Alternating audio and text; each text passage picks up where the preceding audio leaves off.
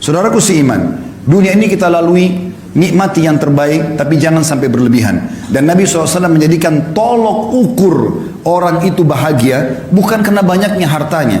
Tapi perhatikan kata Nabi SAW apa? Di dalam hadis yang sahih, diriwayatkan Imam Bukhari dalam kitab Adabul Mufrad, "Man asbaha minkum aminan fi sirbi." Siapa yang tiba pagi hari dalam kondisi jiwanya tenang, mu'afan fi jasadi, jasadnya sehat, indahu qutu yaumi, dia punya makanan yang dia bisa makan untuk hari itu, faka'annama hizat lahu dunya, ketahuilah dunia telah dia kuasai. Jadi di sini pola ukurnya adalah bukan hal-hal yang lain. Harta yang kita kumpulkan itu akan menjadi penolong bagi kita di akhirat atau justru menjadi kecelakaan bagi kita. Juga dalam sabda Nabi SAW yang lain, riwayat Imam Ahmad dan juga Ibnu Majah dengan sanad sahih, kata baginda Nabi SAW, "Man kanatid dunya hammahu." Siapa yang dunia menjadi targetnya, tidak ada urusannya sama halal haram, gak ada urusannya dengan masalah akhirat, farraqallahu alaihi amrah, Allah akan sibukkan dia dengan perkara-perkara, tidak selesai-selesai, ini gak selesai, itu gak selesai, semuanya jadi masalah buat dia. Wa ja'ala faqrahu baina ainai, Allah jadikan kefakiran di depan matanya, biar mobilnya mewah, rumahnya mewah, segala macam ada, tetap dia merasa tidak pernah puas. Walam ya'tihi minad dunya illa ma kutibalah, dan tidak akan sampai kepadanya urusan dunia ini kecuali yang sudah dicatatkan baginya. Wa man kanatil akhirah niyatuhu, siapa yang akhirat menjadi niatnya, targetnya, dunia dia tunggangi untuk ke sana, setiap kali dia membantu orang targetnya untuk akhirat, dia melakukan ketaatan apa saja semuanya untuk akhirat, jama'allahu amrah, Allah akan selesaikan urusan-urusannya. Wa ja'ala ginahu fi qalbihi, dan Allah jadikan kaya di dalam hatinya sehingga selalu dia merasa puas. Wa atathu dunya wa hiya ragima, dan orang seperti ini dunia akan datang mengejarnya dalam kondisi terhina.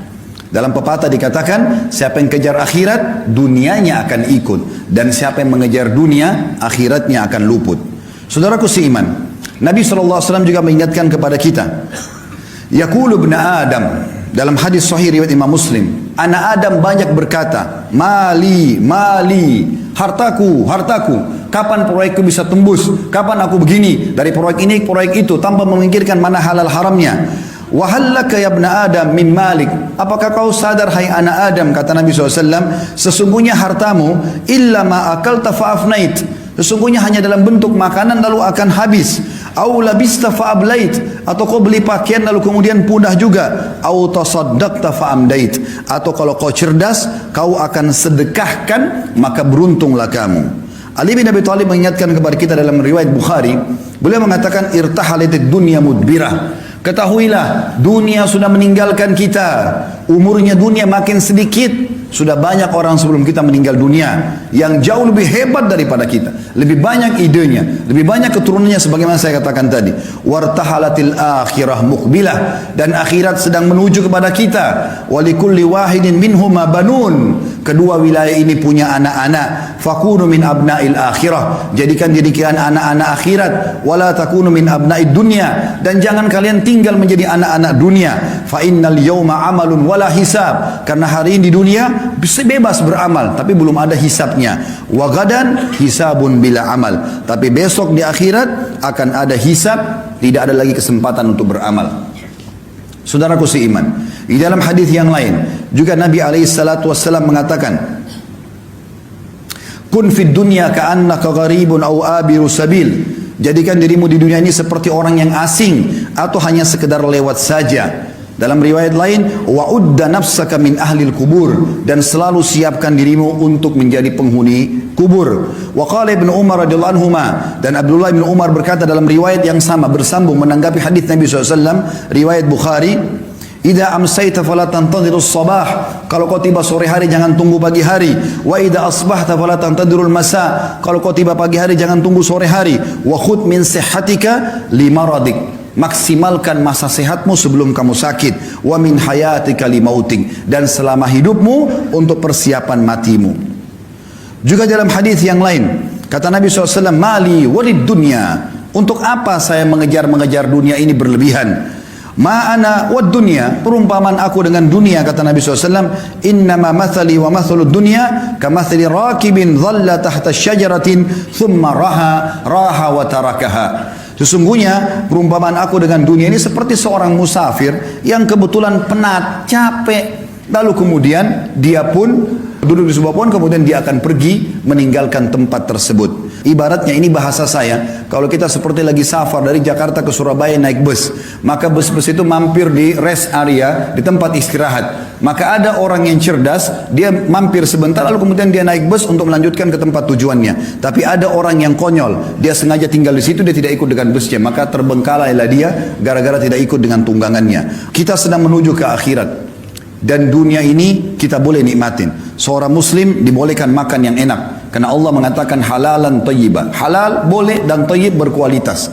Bahkan kita dianjurkan menggabungkan antara keduanya. Kalau kita punya kemampuan, kita boleh makan yang halal dan kita boleh juga mencari yang thayyib. Bahkan kata sebagian ulama tafsir, andai saja ada makanan halal tapi tidak thayyib, seperti ayam halal, tapi dia sudah tidak thayyib karena rusak atau bangkai, tidak boleh dimakan. Seorang muslim disuruh cari kalau buah murni semua, tidak ada sedikit pun warnanya yang berubah. Itu namanya halal. Allah SWT suruh kita nikmati. Kita boleh menikmati punya kendaraan, punya pakaian, segala macam. Nabi SAW punya 11 rumah, karena beliau berpoligami. Setiap rumah punya pembantu di istri-istrinya. Setiap rumah ada untanya. Nabi SAW menikmati itu. Tapi selalu sebatas ini hanya akan dilalui, bukan sebuah target utama. Syekh Utsaimin rahimahullah mengatakan, perumpamaan orang dengan dunia ini seperti dia masuk ke WC. Dia selesaikan hajatnya, kemudian dia akan keluar, tidak akan tinggal lama di sana. Teman-teman sekalian, Allah sedang menjanjikan kita sesuatu yang besar di akhirat sana. Allah ciptakan kita manusia untuk menjadi anak-anak akhirat, bukan dunia. Jangan tinggal di sini. Kita akan kembali ke sana. Semuanya kita akan kembali. Kalau di dunia ini Anda pernah makan makanan enak, minum yang enak, pakai pakaian yang bagus, lalu mungkin Anda pernah melihat pemandangan yang indah, badan atau fisik yang sempurna, paras wajah yang tampan, apa saja kira-kira yang kira-kira membuat orang kagum di dunia, maka perhatikan apa kata Nabi SAW. Perhatikan semua itu teman-teman. Bayangkan sesuatu yang paling besar yang pernah Anda lihat. Orang yang sangat tampan, orang yang sangat cantik, orang yang sangat sempurna secara fisik, kaya raya, punya mobil mewah, rumahnya mewah, segala macam. Bayangkan itu dengan pertemukan dengan sabda Nabi SAW. Beliau mengatakan apa? Tentang target kita di sana, akhirat. Wallahi, kata Nabi dalam hadis riwayat Muslim, demi Allah, Nabi nggak pernah sumpah kecuali penting sekali. Beliau mengatakan, wallahi, mad dunya fil akhirah illa mathalu ma yaj'al ahadukum isba'u hadhihi fil yammi falyandur bima yarja. Demi Allah, perumpamaan dunia dibandingkan akhirat hanya seperti seseorang di antara kalian meletakkan jari telunjuknya ke lautan, kemudian diangkat sama dia. Maka lihat apa yang ikut dengan tangannya. Di dalam hadis yang lain, kata Nabi SAW, pernah melewati pasar, lalu ada bangkai kambing. Kebetulan kambing ini bangkainya kecil, kambingnya kecil dan dia dibangkai, kemudian kupingnya kecil juga dan agak sobek. Jadi sudah bau, kecil, badannya kurus, telinganya juga sobek. Lalu Nabi SAW pegang kuping kambing itu, bangkai lalu diangkat. Kata Nabi SAW kepada para sahabat, siapa yang mau beli ini? Kata para sahabat, ya Rasulullah, jangankan dia sudah jadi bangkai, hidup saja tidak ada yang mau. Sempat dalam riwayat kata Nabi SAW, siapa yang mau beli ini dengan sedirham? Biaya yang sangat kecil. Kata para sahabat, ya Rasulullah, tidak ada yang mau. Artinya jangankan dia jadi bangkai, hidup pun kalau kecil, kurus, kupingnya robek, nggak ada yang mau. Kata Nabi SAW, siapa yang mau saya kasih gratis? Kata para sahabat, sama ya Rasulullah, tidak ada yang mau. Kata Nabi SAW, perhatikan wasiat beliau ingin sampaikan kepada kita pesan ini. Fawallahi, beliau bersumpah lagi atas nama Allah, lad dunya ahwanu alallahi min hadza alaikum. Hadis sahih riwayat Tirmidzi. Ketahuilah dunia ini di sisi Allah, atau apa yang Allah janjikan buat kalian di akhirat nanti, ya, lebih hina daripada bangkai ini. Di dalam hadis yang lain yang mulia juga, kata Nabi SAW kepada seorang sahabat bernama Dahhak ibn Sufyan radhiyallahu anhu. Beliau mengatakan, Rasulullah SAW pernah berkata kepadaku, ya Dahhak, wahai Dahhak, ma ta'amuk, apa makananmu? Faqala ya Rasulullah, al-laham wal laban. Aku selalu makan daging dan minum susu ya Rasulullah. Lalu kata Nabi SAW bertanya lagi, qala thumma yasiru ila madha. Kemudian jadi apa itu makanan daging dan susumu? Qala ila ma qad alimta. tentu akan menjadi apa yang sudah anda tahu ya Rasulullah. Karena beliau santun dengan Nabi SAW, beliau tidak mau mengatakan jadi kotoran ya Rasulullah. Beliau mengatakan sudah menjadi apa yang anda tahu ya Rasulullah. Jelas susu menjadi air kencing, maaf, dan juga makanan akan jadi tinja, kotoran. Tapi sahabat ini santun dengan Nabi SAW, mengatakan ya Rasulullah, terjadi seperti apa yang anda tahu. Maka qala, beliau pun bersabda sallallahu alaihi wasallam, hadis ini sahih riwayat Imam Ahmad, ketahuilah bahwasanya Allah Subhanahu wa taala menjadikan perumpamaan dunia ini bagi anak Adam seperti kotoran yang keluar dari tubuhnya dari makanan tersebut. Oleh karena itu teman-teman sekalian, bertaubatlah bagi orang yang berbuat dosa. Umur kita terbatas, jangan sia-siakan. Cukup yang lalu-lalu. Berapa kali anda dengarkan khutbah Jumat, ceramah, jangan, tidak boleh, haram, kerjakan ini, tapi masuk telinga kanan, keluar telinga kiri. Sampai kapan? Apakah anda tunggu malaikat maut mencabut ruh anda baru anda mau sadar? Apakah nanti pada saat sudah masuk kuburan digiring baru kemudian kita taubat? Ini keliru semuanya. Peringatan yang datang, orang yang cerdas begitu sampai ke kupingnya, sampai ke hatinya, lalu dia bertaubat kembali kepada Allah Subhanahu wa taala. Kembali kepada Allah sebuah keindahan, taubat dari kesalahan. Kalau dulu kita sudah beramal saleh bersyukur, sekarang kita kerja yang terbaik. Kata Hasan Basri rahimahullah sebagai penutup, hai anak Adam, kau hanya seperti bilangan saja. Setiap tiba pagi hari, hilang satu bilanganmu. Maka kita makin dekat dengan kuburan kita. Ingat, pada saat kita meninggal teman-teman sekalian, tidak ada yang ikut dengan kita kecuali amal kita. Hadis Nabi SAW yang berbunyi, kalau anak Adam meninggal dunia, dalam hadis Bukhari Muslim, anak Adam meninggal dunia akan ikut ke kuburan tiga, keluarganya, hartanya, dan amalnya, dan akan pulang dua, hartanya dan keluarganya akan pulang. Secinta-cinta suami anda kepada anda, cinta-cinta anak kita kepada kita sebagai orang tua, tetap saja mereka tidak akan nginap di kuburan. 1 jam maksimal mereka tunggu di liang lahat, selebihnya mereka akan pulang. Istri kita bisa menikah sama orang lain, anak-anak kita akan sibuk dengan aktivitasnya, teman-teman kita cuma tetesin air mata sebentar lalu kemudian mereka kepada aktivitasnya kembali.